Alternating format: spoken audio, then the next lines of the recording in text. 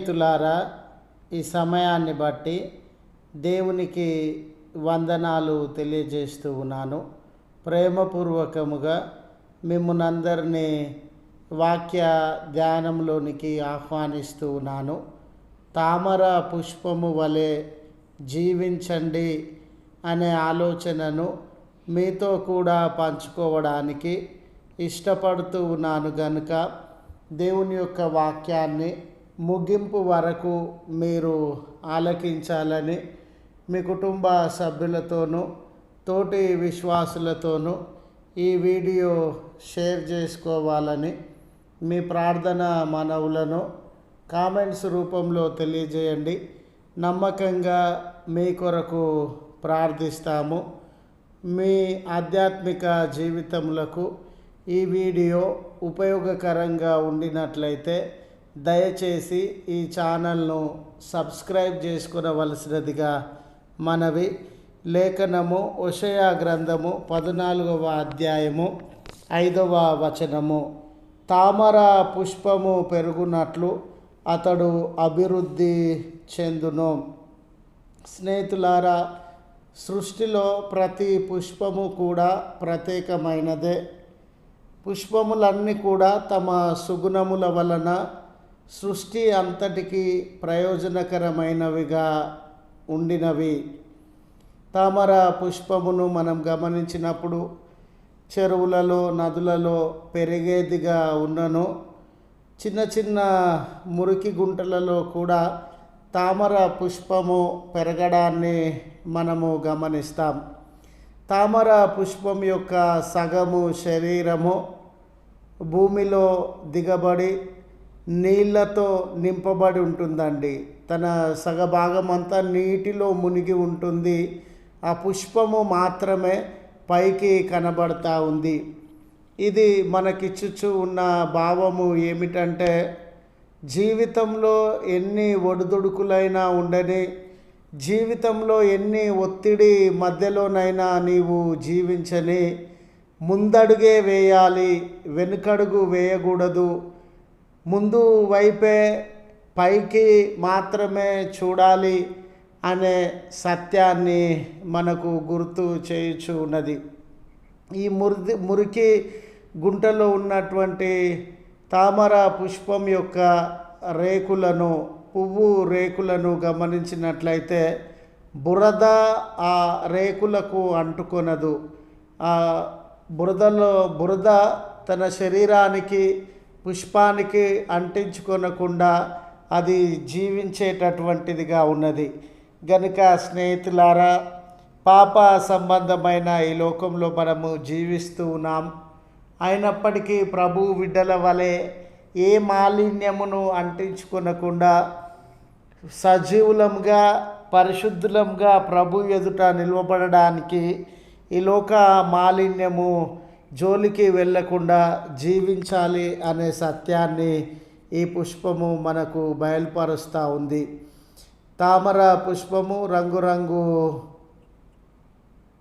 రేకుల ద్వారా, సువాసన మకరందం ద్వారా అనేక పక్షులను, కీటకములను తన వైపు ఆకర్షించేటటువంటిదిగా ఉంది.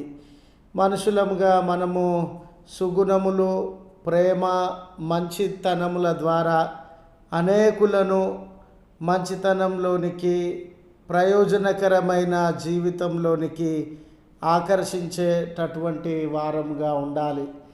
ఆ పువ్వులోని మకరందము అనేక జీవులకు ఏ రీతిగా సంతోషాన్ని అందజేస్తూ ఉన్నదో, మీరు నేను జీవించుచున్న జీవితం ద్వారా అనేకులను సంతోషపరిచేటటువంటి వారంగా ఉండాలి. స్నేహితులారా, ఈ భాగంలో దేవుడు తన ప్రజలను ఉద్దేశించి మీరు తామర పుష్పము వలె అభివృద్ధి చెందుతారు అని జ్ఞాపకం చేస్తూ ఉన్నాడు. ఇది ఆయన మనకిచ్చిన వాగ్దానము. ఇది దేవుడు మనకిచ్చినటువంటి దీవెన.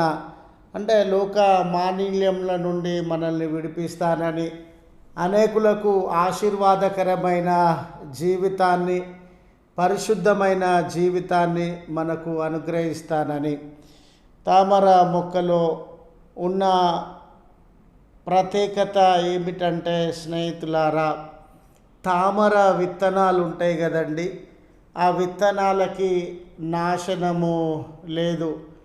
ఎన్నో వేల సంవత్సరాలు కూడా ఆ విత్తనాలలో జీవము ఉండడాన్ని శాస్త్రవేత్తలు గుర్తించినారు.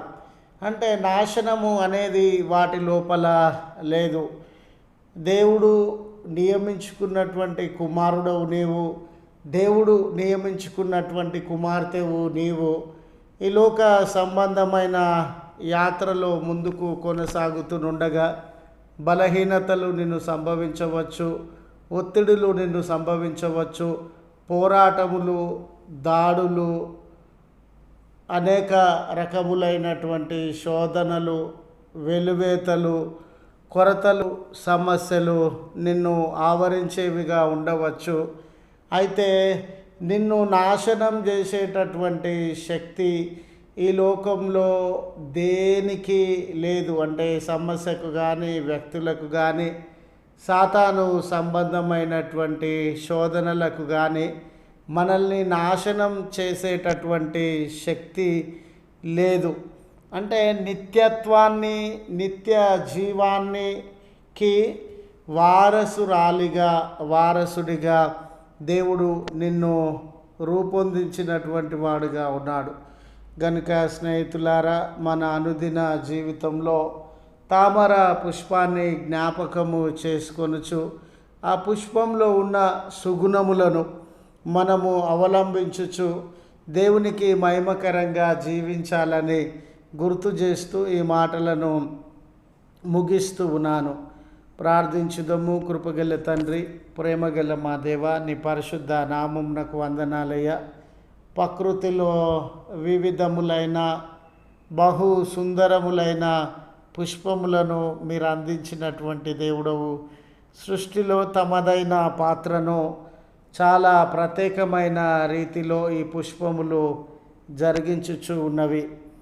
పుష్పంలో ఉన్న సుగుణములు మేము కలిగి ఉండి మా మాటలు, క్రియల ద్వారా అనేకులను సంతోషపరిచే వారముగా, అనేకుల యొక్క అక్కరలను తీర్చేటటువంటి వారముగా ఉండుటకు మమ్మను బలపరచుమని, సిద్ధపరచుమని మీ నామమున ప్రార్థిస్తున్నాం.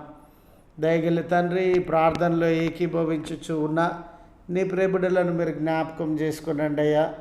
ఏ ఆపద వారిని కలవరపెడుతూ ఉన్నదో, ఏవి ఇబ్బందుల వలన వారు చింతను అనుభవిస్తూ ఉన్నారో ఎరిగిన దేవుడవు, తీర్చగల దేవుడవు.